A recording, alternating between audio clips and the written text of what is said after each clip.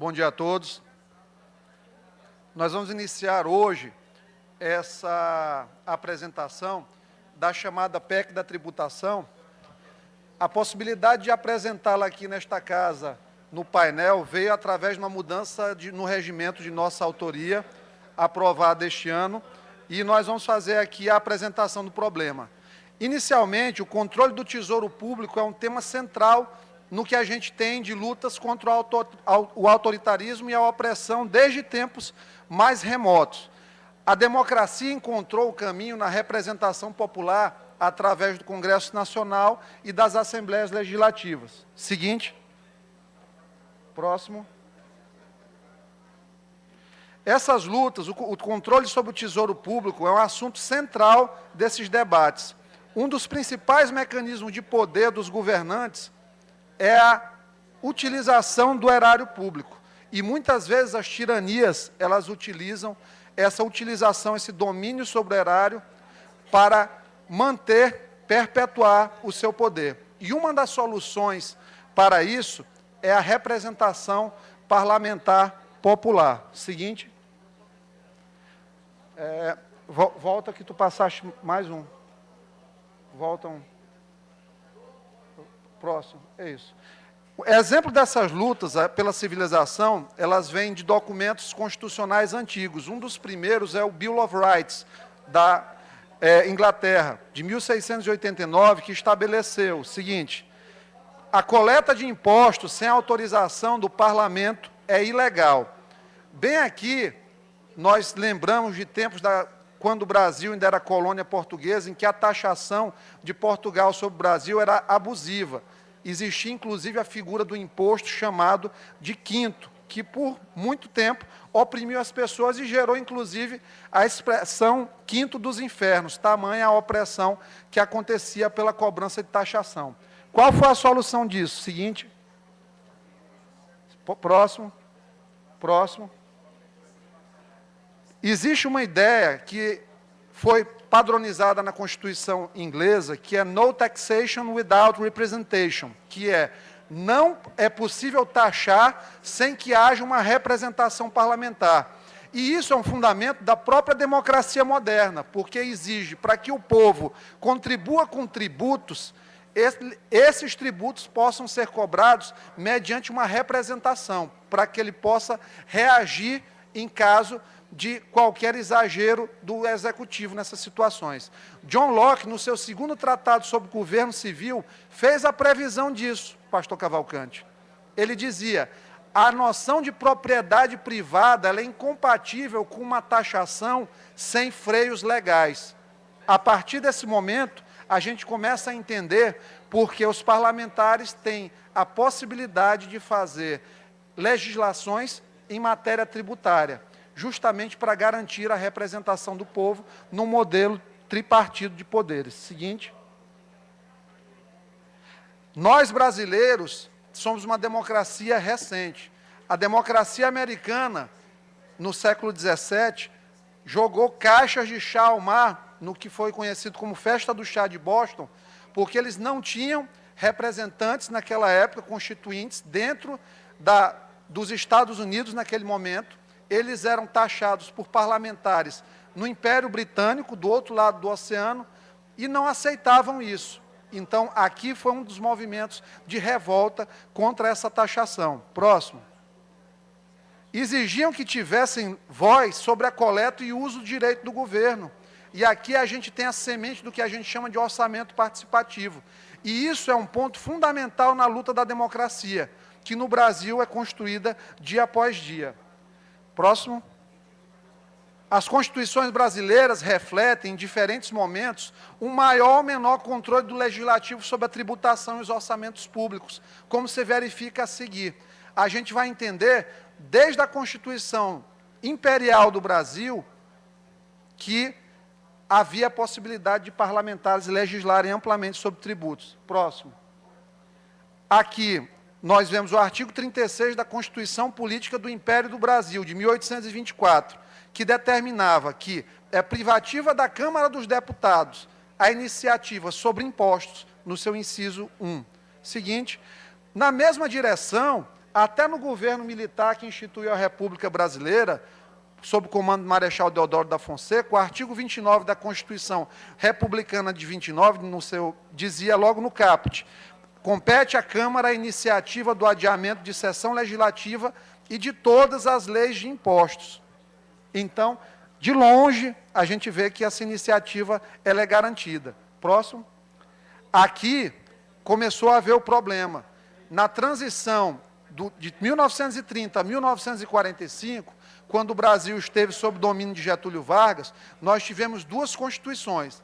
A de 34, que permitia no seu artigo 41 a possibilidade de executivo e parlamento legislarem sobre tributos, e aí veio a prévia do período ditatorial da era Vargas, a Constituição de 37, que era uma Constituição modelada pela Constituição da Polônia, completamente totalitária, tanto que recebeu o nome de Constituição Polaca. O livro era, inclusive, um livro branquinho. Mas, mesmo nessa Constituição de 34, a gente não observava uma reserva de iniciativa parlamentar. Próximo. A Constituição seguinte foi em 46. Nós tivemos uma Constituição que restituía muitas das liberdades adquiridas na Constituição de 34, perdidas com a de 37. Porém, de 46 até 64, o Brasil foi desestabilizado do ponto de vista da democracia e do cumprimento das garantias constitucionais por todo esse período, que culminou com a Constituição da ditadura em 1967, que essa, literalmente, pulverizou a possibilidade do parlamento legislar sobre tributos. Na verdade, o parlamento não podia fazer nada. Foi feita uma Assembleia Constituinte que durou apenas 45 dias, todas as leis foram enviadas pelo Executivo e não foi possível ao parlamento alterar qualquer uma das leis. Era um congresso de faz de conta. Com a verdadeira redemocratização do país, em 88, com a Constituição Cidadã, que marcou realmente a reconquista democrática no Brasil, o Poder Legislativo tem prerrogativa de iniciar o processo legislativo em matéria tributária. Está previsto na seção 2, que trata sobre atribuições do Congresso Nacional.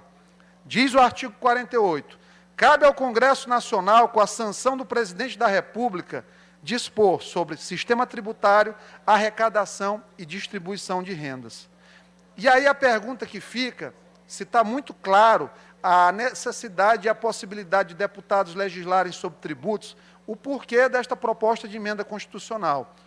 Houve uma evolução de entendimento do Supremo Tribunal Federal, isso desde o ano de 2001.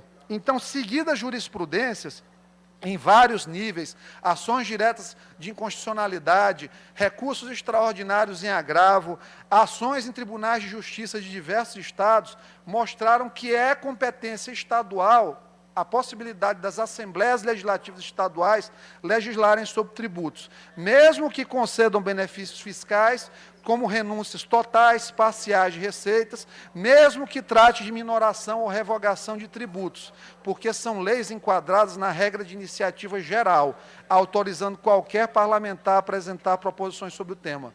Tem um voto do ministro Gilmar Mendes, numa dessas ações diretas de inconstitucionalidade, que ele disse que é impossível você fazer uma interpretação ampliativa do artigo 61 com uma coisa tão sensível quanto o sistema tributário, para querer dizer que apenas o Executivo pode legislar sobre tributos.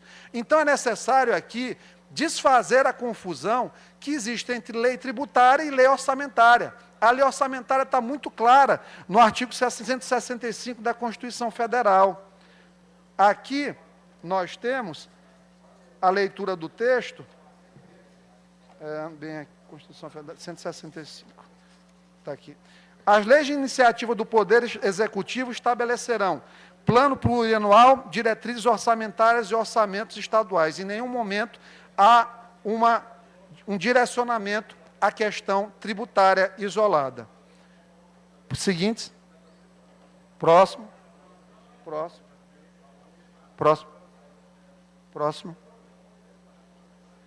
O espírito de previsões normativas, que versa a importância desta PEC, que sufocam a atividade legislativa dessas assembleias e do Congresso, são resquícios de autoritarismo, de desprezo pela democracia e por uma falsa tripartição de poder, porque aqui o Executivo ele é claramente privilegiado em detrimento do Legislativo e não tem qualquer compatibilidade com a configuração política da Constituição Cidadã. Seguinte.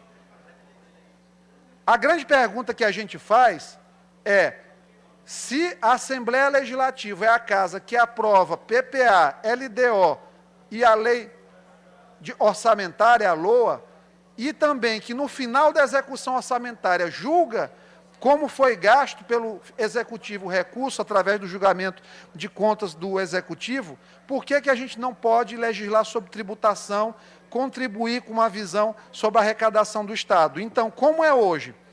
Isso aqui é interessante. Essa PEC foi criada, essa primeira PEC, esse artigo 43, ele foi emendado em 2013 pelo deputado Max Barros, no governo da Rosiana, aqui no Estado. São de iniciativa privativa do governador leis que disponham sobre fixação e alteração dos efetivos de polícia, criação de cargos e funções, inciso 3, organização administrativa e tributária. Foi emendado, foi criado aqui um parágrafo único pelo deputado Max Barros, que dizia: a iniciativa parlamentar sobre projetos envolvendo matéria tributária só será permitida a projetos dos quais não decorra renúncia de receita. E aí você vê que, nesse momento, há uma completa forçação de barra na Constituição, violando os princípios de equilíbrio entre os poderes, para inserir um artigo dessa natureza. A nossa proposta é a redação seguinte: parágrafo único. A iniciativa parlamentar sobre projetos envolvendo matéria tributária, ela é ampla, sendo permitido, inclusive, proposições das quais decorram renúncias de receita. Hoje, próximo. Seguinte.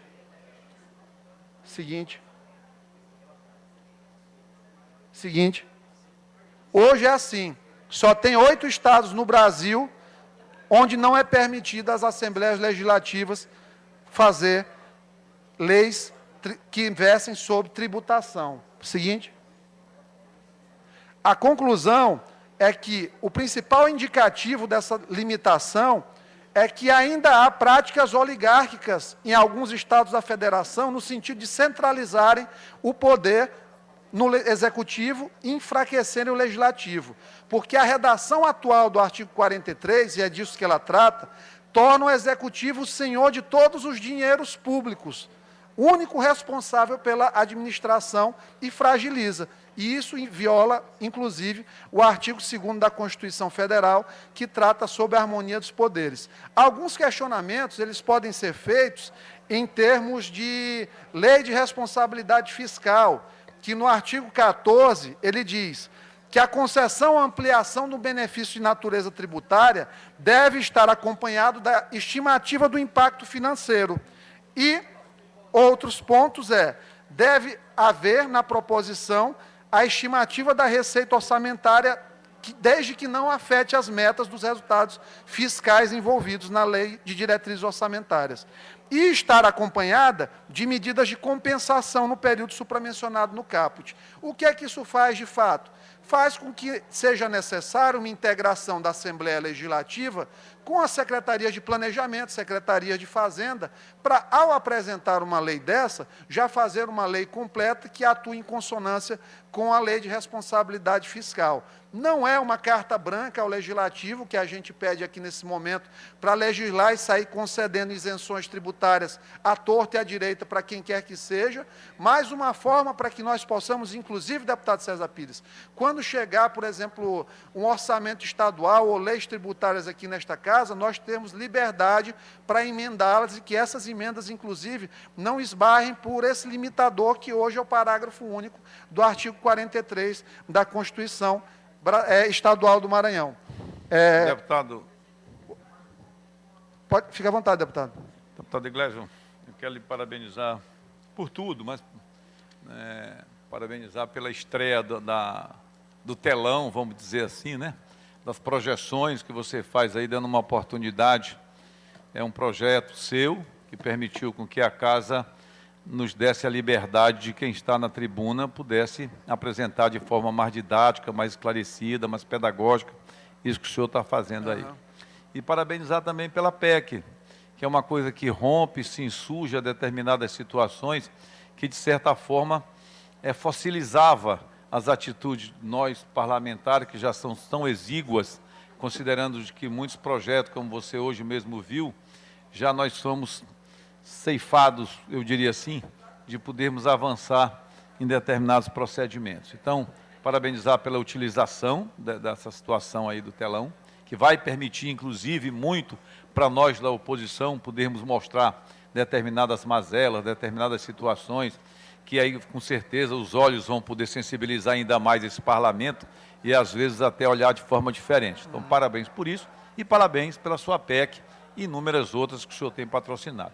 Sucesso na sua trajetória e a certeza de que seu trabalho pode continuar a fazer culto a isso, que é de muita valia para essa casa. Obrigado, deputado César Pires.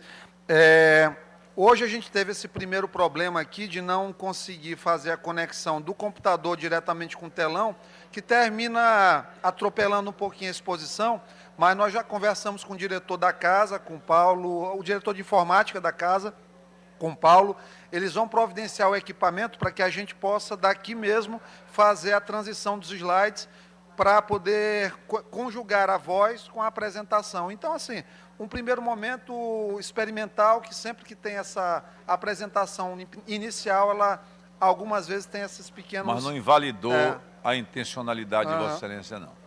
Agradeço.